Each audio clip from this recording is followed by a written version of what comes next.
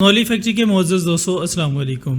ناظرین اکرام، جیسا کہ آپ سب جانتے ہوں گے کہ سویڈن میں ایک انتہائی افسوسناک واقعہ پیش آیا ہے۔ عید الاضحیٰ کے دن ایک ملعون نے مسجد کے باہر قرآن پاک کو نذر آتش کر دیا ہے، جس کے بعد پوری امت مسلمہ غم و غصے میں مبتلا ہے۔ یہ واقعہ کب اور کیسے پیش آیا اور حال ہی میں ایک امریکی ماڈل کی جانب سے قرآن پاک کی بے حرمتی کرنے پر اللہ تعالیٰ کا کیسا عذاب نازل ہوا؟ کیا وہ وقت آ گیا ہے کہ امت مسلمہ کو کفار کے خلاف عملی طور پر کچھ کرنے کی ضرورت ہے؟ یہ سب کچھ ہم آج کی اس ویڈیو میں ڈسکس کریں گے، لہٰذا آپ سے گزارش ہے کہ ویڈیو کو آخر تک ضرور دیکھیے گا۔ ناظرین، مغرب میں اسلام کو برا بھلا کہنے کی روایت عام ہو چکی ہے۔ امریکہ اور یورپ میں بسنے والی اقوام اسلام کا مذاق اڑانے کی ناپاک کوششیں کرتی رہتی ہیں، جبکہ ان علاقوں میں بسنے والے مسلمانوں کو بھی بڑی تکالیف پہنچانے کے لیے ایسے ایسے قوانین پاس کیے جا رہے ہیں جن سے اندازہ ہوتا ہے کہ مغربی اقوام شدت پسندی اور مذہبی تعصب کو ہوا دینے کی کوشش کر رہی ہے، جبکہ ظاہری طور پر امریکہ اور یورپ یہ کہتا پھرتا ہے کہ ہر مذہب کو آزادی ہونی چاہیے اور کسی کے عقائد کو برا نہیں کہا جانا چاہیے۔ اس دوغلی پالیسی کی کئی مثالیں دنیا میں موجود ہیں۔ یہی وجہ ہے کہ امریکہ سمیت یورپ میں بسنے والے کفار فراخ دلی سے اسلام کی بے حرمتی کرنے کی جرأت کر رہے ہیں، لیکن ان کی غلیظ حرکتوں کے باوجود یورپ اور امریکہ میں اسلام تیزی سے پھیل رہا ہے، اور مغربی طاقتوں کو یہی خوف کھائے جا رہا ہے کہ اسلام کے پھیلاؤ کو کیسے روکا جائے۔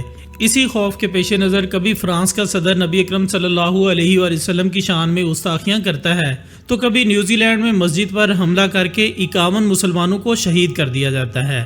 لیکن کفار کے ظلم جب حد سے بڑھتے ہیں تو اللہ پاک ان کے ہاتھ کاٹنے اور ان کو ان کی اوقات یاد دلانے کے لیے کئی ایک معجزات بھی دکھاتا ہے۔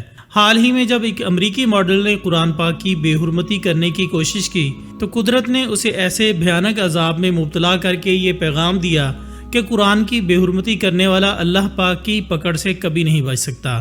دوستو، یہ امریکی ماڈل ایک دجالی میڈیا کے چینل سے منسلک ہے اور اس چینل کے لیے تشہیری مہم چلاتی ہے۔ اس امریکی ماڈل کے بارے میں مشہور ہے کہ یہ مسلمانوں سے شدید نفرت کرتی ہے اور مسلمانوں کے خلاف بیانات دینے میں کوئی کسر نہیں چھوڑتی۔ سن 2023 کے شروع میں اس ماڈل کو یہودی طبقے کی جانب سے یہ آفر کی گئی کہ اگر وہ قرآن پاک کی بے حرمتی کرتے ہوئے ماڈلنگ کرے گی تو اسے لاکھوں ڈالرز انعامات کی صورت میں دیے جائیں گے۔ اس آفر کو اس امریکی ماڈل نے فوراً قبول کر لیا اور ایک دن برہنہ ہو کر ہاتھ میں قرآن پاک پکڑ کر اس بدبخت عورت نے ماڈلنگ کی، جس کے بعد یہودی طبقے میں اس کے خوب چرچے ہوئے اور وعدے کے مطابق اسے خوب انعام و کرام سے نوازا گیا۔ اس امریکی ماڈل کو اس کی خوبصورتی کی وجہ سے بھی دنیا جانتی تھی، مگر قرآن پاک کی بے حرمتی کرنے کے نتیجے میں اللہ تعالیٰ نے اسے کینسر جیسے موذی مرض میں مبتلا کر دیا، جس سے اس کے سر کے بال جھڑنا شروع ہو گئے اور دیکھتے ہی دیکھتے سر سمیت اس کی پلکیں بھی جھڑ گئیں۔ یوں خوبصورت دکھنے والی یہ ماڈل نہ صرف گنجی ہو گئی بلکہ اسے دیکھ کر خوف بھی آنے لگا۔ قرآن پاک کی بے حرمتی کرنے پر اللہ پاک نے اس پر کینسر کی صورت میں بڑا عذاب نازل کر دیا، اور آج یہ ماڈل بستر مرگ پر پڑی اپنے آخری دن گمنامی میں گزار رہی ہے، جس سے معلوم ہوتا ہے کہ اللہ تعالیٰ ہر چیز پر قادر ہے اور اللہ پاک نے خود قرآن پاک کی حفاظت کا ذمہ لے رکھا ہے۔ ناظرین، اسی طرح عید الاضحیٰ کے مبارک دن سویڈن میں انتہائی افسوسناک واقعہ پیش آیا، جب سویڈن کے دارالحکومت اسٹاک ہوم کی مسجد کے باہر عید الاضحیٰ کے روز قرآن پاک کو نذر آتش کیا گیا۔ سب سے حیران کن امر یہ ہے کہ مقامی پولیس کی سخت سیکیورٹی میں عراقی شہری نے مسجد کے باہر قرآن پاک کو نذر آتش کیا اور مسلمانوں کی مقدس کتاب کی بے حرمتی کی گئی۔ قرآن پاک کی بے حرمتی کے واقعے پر اسلامی تعاون تنظیم یعنی OIC کے ایگزیکٹو کمیٹی کا ہنگامی اجلاس طلب کیا گیا۔ ترجمان OIC کے مطابق اجلاس میں گھنونے فعل کے خلاف اقدامات پر تبادلہ خیال کیا گیا۔ سویڈن میں قرآن پاک کی بے حرمتی کرنے پر دنیا بھر میں مسلمان سراپا احتجاج ہیں اور کئی ممالک میں ریلیاں بھی نکالی جا رہی ہیں۔ ایران اور عراق میں سویڈش سفارتخانوں پر ہزاروں افراد نے احتجاج کیا۔ عراقی مظاہرین نے سویڈن سے سفارتی تعلقات ختم کرنے کا بھی مطالبہ کیا۔ ایرانی وزارت خارجہ نے تہران میں سویڈن کے ناظم الامور کو طلب کر کے شدید احتجاج کیا۔ اسی طرح سویڈن میں قرآن پاک کی بے حرمتی کے واقعے پر یورپی یونین نے بھی بیان جاری کیا اور کہا کہ سویڈن میں قرآن پاک کی بے حرمتی کا یہ واقعہ جارحانہ بے عزتی پر مشتمل اشتعال انگیزی کا واضح عمل ہے، اور یہ عمل کسی بھی طرح یورپی یونین کی رائے کی عکاسی نہیں کرتا۔ بے حرمتی کا واقعہ ایسے وقت کیا گیا جب مسلمان عید الاضحیٰ منا رہے تھے۔ یورپی یونین کا کہنا ہے کہ اب وقت آ گیا ہے کہ باہمی افہام و تفہیم اور احترام کے لیے ایک ساتھ کھڑے ہو جائیں اور بڑھتے ہوئے تنازعات کو روکنے کے لیے کوشش کی جائے۔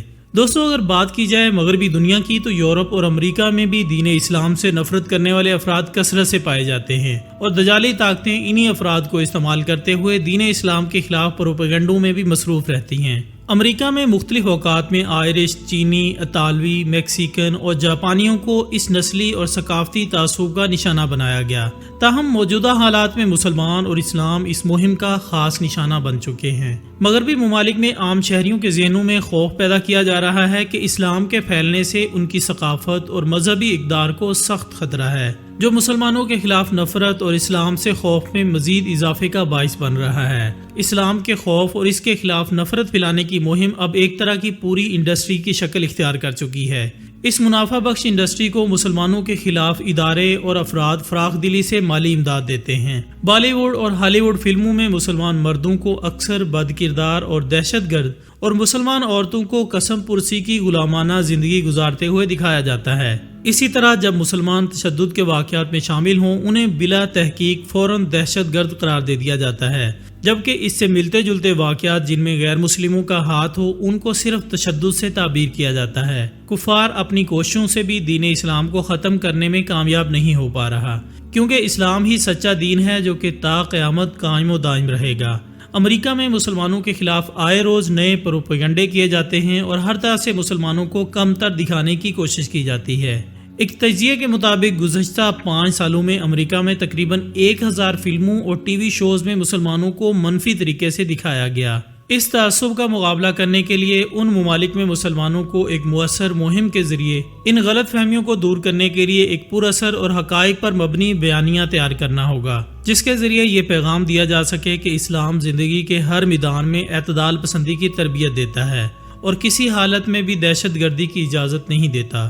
مسلمانوں کو اندرونی، گروہی اور فرقہ بندی کے اختلافات سے بالاتر اور متحد ہو کر اس کام پر جٹ جانا چاہیے۔ اس مقصد کے لیے سوشل میڈیا اور ٹیکنالوجی کا استعمال کرتے ہوئے نوجوان نسل اور خصوصاً تعلیمی اداروں پر بھی خصوصی توجہ کی ضرورت ہے۔